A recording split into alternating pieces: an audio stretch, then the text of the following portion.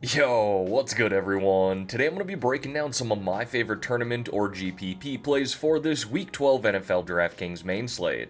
Let's dive right into it. And like I always do here in these videos, I'm going to give you a high-level overview of my cheat sheet, breaking down a couple of game stacks that I like targeting here in Week 12, as well as some of my favorite individual plays and stacks. But as always, everyone, just want to remind you and highly recommend joining my free Discord channel. You can see that mentioned above. Over 850 people in there now, talking multiple different sports for DFS, but primarily NFL and NHL. If you want to join that, there's a link to do so in the description below, as well as in the pinned comment below. With that being said, let's dive into a couple of game stacks that I like here for Week 12, starting with this game between the Seattle Seahawks and the Arizona Cardinals. And I do think we can stack this game up on either side. If I was going to go with the Kyler side, I'd just do a little mini stack there with Kyler and Marvin Harrison, or Kyler and Trey McBride, and then running back with either Kenneth Walker, DK Metcalf, or Jackson Smith-Njigba. But I prefer to lean on the Seattle side here with Geno Smith and his top two pass catchers with DK Metcalf and Jackson Smith-Njigba,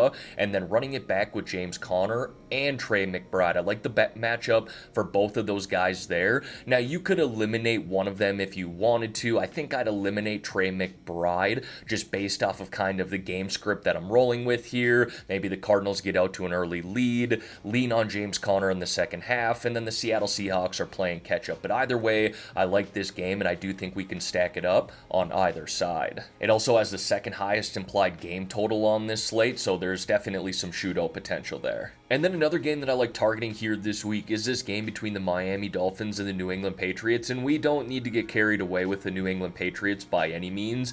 You could go with one of their cheaper wide receivers, but I think it makes sense here to roll out Tua with Devon Achane and Tyreek Hill, basically as top two playmakers, and Tua and this Miami Dolphins with Devon Achane here. This is one of those quarterback-running back relationships that I do think makes sense when it comes to stacking. Achane's presence in this passing game is truly elite, and both him and Tyreek Hill are kind of expensive, so I think people are going to either pick one or the other and then move on from that game, so I like including them in the same stack, and then running it back there with Ramondre Stevenson. I do like the price at $5,900, considering his involvement in that offense for the Patriots. Whether they're winning or losing, he's going to be involved. If they're winning by chance in this game, that might even work out better for us considering the stack that I have here, and he's going to see a lot of rushing attempts, but if they're losing, and that is likely the case here, he's going to be involved in the passing game, and that Miami defense has not been great against running backs this year, so this is my preferred stack here. Tua with his top two playmakers at Achane and Tyreek Hill, run it back there with Ramondre, and then get out of that game. Now, folks, before we dive into some of these individual plays and stacks here, if you could hit that free subscribe button at the bottom, I would really appreciate that. All right, now diving into some of these individual plays and stacks here, we're going to kick it off at the quarterback position. And through 12 weeks, I don't think I've talked about Patrick Mahomes once.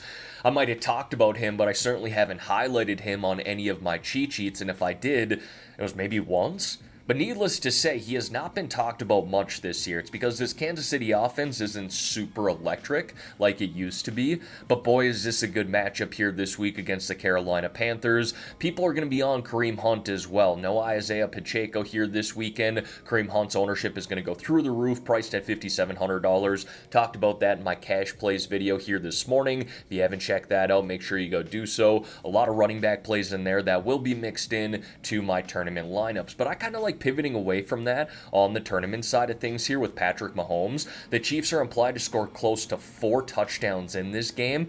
Is it crazy to think that Mahomes throws for 3? We could do a little double stack or even a little single stack. We could go with DeAndre Hopkins, Xavier Worthy, or Travis Kelce. And then Jared Goff, I highlighted him last week. He absolutely exploded against that Jacksonville defense. And I think he could do the same here against this Colts defense. No reason to think that we're going to see this Lions offense slow down as a whole. It's really just figuring out the right pieces. Both those running backs are studs with David Montgomery and Jahmyr Gibbs. Got Amon-Ra St. Brown, Jamison Williams back, Sam Laporta's back here this week, so many different routes where they could explode, but Goff here at $6,600 is flying under the radar once again.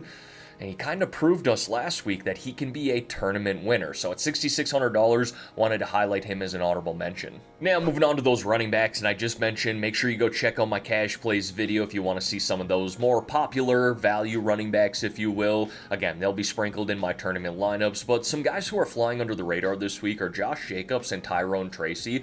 Jacobs here in this Green Bay Packers offense is pretty much game script proof. If they're winning in this game against the 49ers, he's going to get a lot of carries in the second half. If they're by chance losing in this game, he's going to be more involved in the passing game. So at $6,800, he's been sneaky in tournaments as well. Tyrone Tracy here going up against the Buccaneers. This guy could legitimately see 25 plus opportunities this week with Tommy DeVito starting at the quarterback position, so I think he's a sneaky play as well. And then I had Aaron Jones listed as a favorite play, but then I got word here today that Josh Oliver, one of the tight ends for Minnesota, is not going to play on Sunday, and he's such a huge piece when it comes to blocking in the running game for Minnesota. So I did downgrade Jones here to an honorable mention, but I still think he's interesting in tournaments because that Bears secondary is truly legit, but their run defense isn't the best. Now diving into the wide receivers, and one guy that I would be willing to spend up for here this week is Nico Collins of the Houston Texans. I talked about him in my cash plays video. I do think he's viable in cash games, 50-50s head-to-heads this week, but I really like him on the tournament side of things, and primarily for two reasons. Number one, Joe Mixon should be really popular for the Houston Texans this week. He's a cash game consideration and just been on fire in this Texans offense all year long, so I kind of like pivoting off of that to Nico Collins here. And number two, the Titans are going to be missing their best cornerback again this weekend in L'Jarius Sneed, so this is a really good matchup here for Nico Collins. Plus, he brings that boom appeal that we're looking for in tournaments. He could score a touchdown from anywhere on the field and offers 30 plus DraftKings point upside. Talked about DeAndre Hopkins here. You can see I got Xavier Worthy listed as an honorable mention too. Do prefer D-Hop there. He's just one of those guys that can score 2 touchdowns in any given game. Very affordable there at $5,400 in a matchup against Carolina that he should dominate. And then Rome Odunze here. I love the volume and targets he's been getting from Caleb Williams, and this secondary can be beat at times for the Minnesota Vikings. And if they're trailing in this game, we're likely going to have to see Caleb Williams air it out quite a few times. And then Josh Downs is another honorable mention. Obviously, we see the targets go down with Anthony Richardson back compared to Joe Flacco, but there still seems to be some chemistry there between AR-15 and Josh Downs, and I know the secondary for the Lions has been significantly better as of late, but this is a game that the Indianapolis Colts are likely trailing, having to throw the ball, and that secondary still isn't elite by any means. So Josh Downs here at $6,200, wanted to talk about him as an honorable mention. And then I got some tight ends here for you guys. If you're looking for some cheaper tight ends, I did talk about those in my cash plays video, so make sure you go check that out. But I think we can stack up Travis Kelce here in this matchup against Carolina with Patrick Mahomes. He's been a target monster here as of late. I know he wasn't last week. He really disappointed actually last week, but go look at the game log prior to that. Basically double-digit targets every single game. Sam Laporta is expected to be back here for the Lions this week, $4,300. I know he hasn't been super consistent this year, but again, just like DeAndre Hopkins, he's one of those guys who can score 2 touchdowns in any given game, considering kind of his height and his weight. I mean, if you want to put it bluntly, but at $4,300, this is a guy who usually floats in the 5K range, getting him at a really nice discount right now.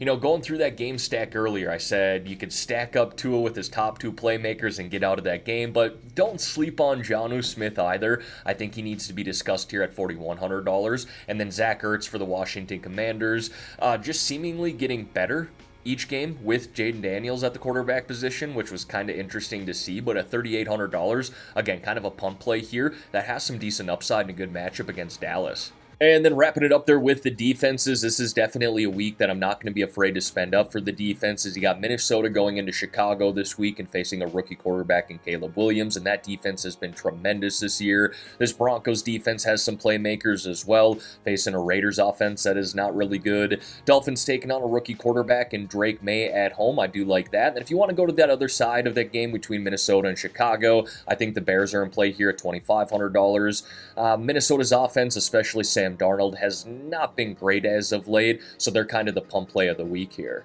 Alright everyone, that is going to wrap up this video here for today. As always, thank y'all for taking the time out of your day to watch the content here on this channel. If you could like this video and subscribe to the channel, I would greatly appreciate that. Let's have ourselves a great weekend here, folks, and let's win some money on this Week 12 main slate.